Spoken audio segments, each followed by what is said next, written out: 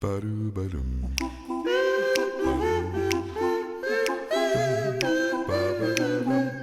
Bam. Bonjour Patrice. Bertrand, bonjour.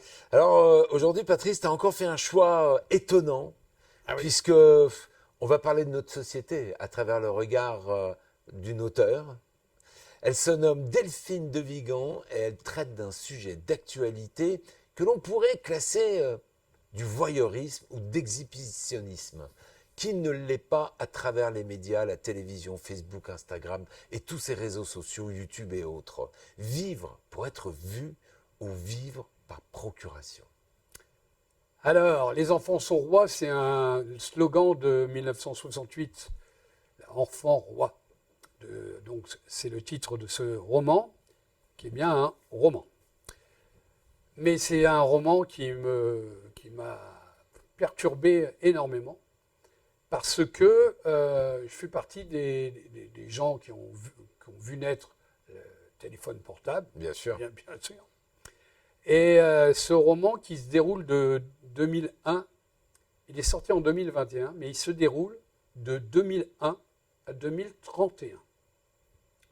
Une petite partie seulement, moins d'un tiers du roman, sur la fin, toute la grande partie du roman se déroule aujourd'hui.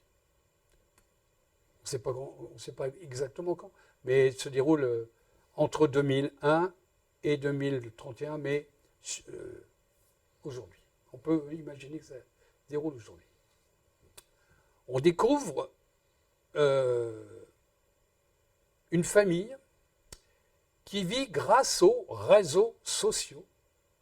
Et comment ces réseaux sociaux, qui n'ont tout sauf, à mon avis, le social, ont tout à voir avec le voyeurisme dont tu parlais tout à l'heure, et qui vont avoir une influence énorme sur leur vie à eux quatre. La mère, Mélanie, le père et les deux enfants. Une influence de quelle manière? En changeant leur vie, en voulant s'adapter Alors, vivre pour être vu. Au début du roman, on comprend pourquoi. C'est jamais dit, mais on comprend pourquoi cette fille, Delphine, en fait, elle prend sa revanche sur quelque chose qui s'est passé tout au début du livre, dont je ne parlerai pas. Et elle prend sa revanche. Et elle utilise, alors je ne sais pas si ça existe vraiment, mais je pense que oui. Je ne suis pas assez les réseaux pour savoir. Mais en tous les cas, je suis d'accord avec elle, c'est hyper dangereux. Parce qu'elle utilise ses enfants pour se mettre en valeur elle. Ah oui. Et elle devient Ça existe. addict. Ouais, moi,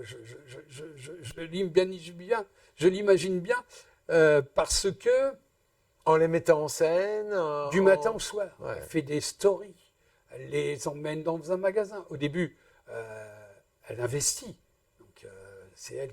Mais après, elle a des millions, des centaines de milliers de followers, de suiveurs, de fans, et donc les marques lui envoient et des produits et elle crée. Mais ça, c'est pas un roman, c'est la vérité d'aujourd'hui. Non, mais voilà, De ces influenceurs. Oui, ben, ça le raconte à travers deux personnages fictifs. Ça le raconte bien parce que ça nous le fait, pour ceux qui ne connaissent pas, découvrir. Et moi, j'avais les yeux grands écarquillés. Hein. Souvent, je me dis, mais d'ailleurs, je te demande, toi qui es plus réseau que moi, est-ce que ça existe en vrai? Bah oui, on est tous un peu voyeurs en fait. Hein. Non, mais On est est-ce tous- que ça existe des chaînes sur YouTube Bien sûr, bien sûr. qui parlent d'une famille?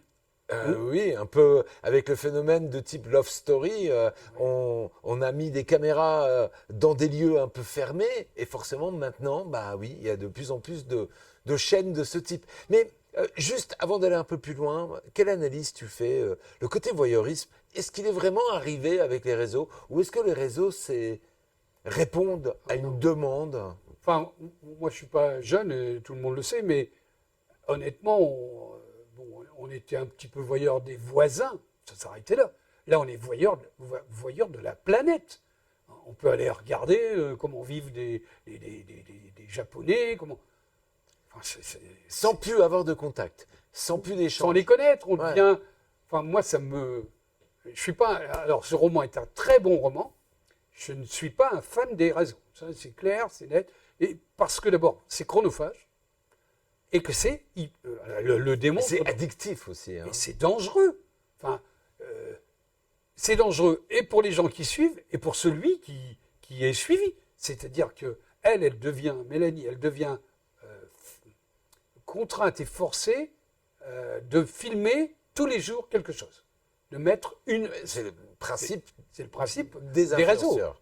des influenceurs. Donc les marques, les grandes marques lui envoient des produits et il faut que les enfants. Et alors ce qui me gêne dans ce récit, c'est qu'elle utilise ses enfants. Et on va voir que tout ça, ça a un résultat pour le moins surprenant. Alors tu disais que justement, c'est Delphine, me semble-t-il, la fille, elle veut C'est se une venger fille, de quelque chose. Elle veut se Ah non, venger de quelque chose. La mère, elle a un problème dont je ne parlerai pas, Oui, bien sûr. qui est écrit au début du livre. Et on comprend pourquoi elle fait ça. Ce qui me dérange le plus, c'est qu'elle le fait à travers ses enfants. Ouais. Et qu'elle va les formater, ou tout au moins croire les avoir formatés à ce genre de publication. Alors, elle fait des films sur des journées entières. La journée, les parents disent oui à tout. Enfin, c'est marrant comme tout. Hein. C'est-à-dire que pendant une journée, elle filme, elle dit oui. Donc je veux ça, je veux ça, je veux ça. Oui, oui. Si l'enfant dit à sa mère, je voudrais une Ferrari, elle va être obligée de dire oui et de l'acheter. Il n'y a pas dans le film ce genre de résultat, mais ça pourrait arriver. Mais finalement, c'est un regard qu'elle porte sur notre société et c'est une manière qu'elle nous amène à réfléchir, peut-être, non? Moi, je voudrais vraiment que ce livre-là soit lu par tous ceux qui ont des enfants, tous qui regardent. Je parle tous ceux qui. Alors, est-ce qu'il y en a autour de nous? Je ne sais pas. Mais tous ceux qui utilisent ces réseaux pour se mettre en avant et que peut-être qu'ils comprennent à la fin que c'est pas si valorisant que ça. La vie, c'est pas ça. La vie, c'est pas une. La vie, c'est toi et moi. C'est le contact, c'est l'échange. Voilà, pourquoi on se connaît depuis toujours. Parce que là, c'est plus de la communication. Il y a certains canaux, mais c'est pas bidirectionnel. C'est quelqu'un qui s'exprime, point. Ouais, mais non, il y a des On likes. ne peut pas échanger. Bon, alors, il y a des likes, il y a des partages, il y a des mots, mais tout ça, c'est fictif. Alors, tu disais que c'est de 2001 À 2031. Donc, la naissance de ces réseaux, Ouais. de téléphonie et de ces 2001, moyens de communication. C'est le début de cette opération-là. Jusqu'à nos jours, donc on voit ce côté exponentiel. Et puis, on se projette jusqu'en 2030. Alors, 2031. avant d'arriver à 2031, elle n'est pas toute seule, la fille. Parce que, en parallèle, on suit Clara, qui est policière, mais pas de terrain. C'est elle qui monte les dossiers. C'est qui s'arrange pour que le dossier arrive. Et puis de temps en temps, elle va sur le terrain parce qu'elle est au bureau, elle s'ennuie. Et puis, elle est contre. Elle n'a pas de réseau. Elle n'a pas de réseau, des réseaux. Elle n'est pas sur les réseaux. Elle a un téléphone, mais on n'en parle presque pas. Elle est contre ça. Et quand la famille de Mélanie est confrontée à un drame énorme, c'est que la petite fille, Kimi, est enlevée. Et c'est Clara, la policière, Qui est chargée de l'enquête. Non, elle n'est pas chargée de l'enquête. Elle travaille dans une cellule où il y a un lieutenant qui est le chef, qui est le responsable de l'enquête. Mais comme elle est touchée par ce qu'elle voit, les papiers qu'elle voit, et qu'il n'y a quasiment pas de... On ne comprend pas. De Pourquoi pistes, ouais. Et voilà, il n'y a pas de piste. Et donc, elle demande à aller sur le terrain. Et elle rencontre Mélanie. Et bon, il se passe des tas de choses. Mélanie, c'est la maman des enfants, celle qui filme. Au début, elle filme avec un smartphone, et après, elle a un studio. comme nous. Ah oui, carrément. Ouais, Ouais. ah Ouais, carrément. Ouais. Il y a beaucoup de... Oui, oui, beaucoup, oui, tout à fait. Ouais. Qui ont plus ou moins de matériel. Aménagé, Voilà. même une pièce chez eux. Ouais. Alors, donc, ça a fait un roman dérangeant. Parce que moi, je pense, je ne sais rien, mais je pense que c'est un outil dangereux. Mais ma génération a l'habitude du changement, puisque nous, on a vu le corbillard avec des chevaux, jusqu'à aujourd'hui marcher sur la Lune. Donc voilà, on a vu des changements. Donc on est habitué et on a été, pour beaucoup, pour l'ensemble, pour la majorité, très mis en garde, attention. Ouais. Donc on réfléchit. Et moi, ce livre-là, d'abord parce que il est bien écrit. Delphine de Vigan, elle avait écrit un livre qui m'avait bouleversé. C'était l'histoire encore d'une enfant, d'une jeune fille de 14 ans qui s'appelait Noé et moi. C'est un jour, si vous le trouvez, parce qu'il y a très longtemps qu'il est sorti, c'est un jour vous le trouvez, achetez-le.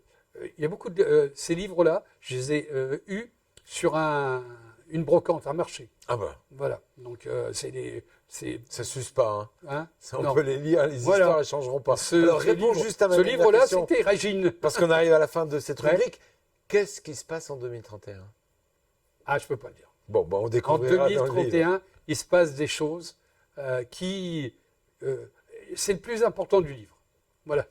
C'est tout ce que je peux dire. Bon, merci beaucoup, Patrice. Redis-nous l'auteur et Alors, le titre du livre. Les enfants sont rois de Delphine de Vigan chez Gallimard. Des années Loft aux années 2030, marquées par le sacre de ses réseaux sociaux, Delphine offre une plongée glaçante dans un monde où tout s'expose, se vend, et ce jusqu'au bonheur familial, à lire absolument et à méditer.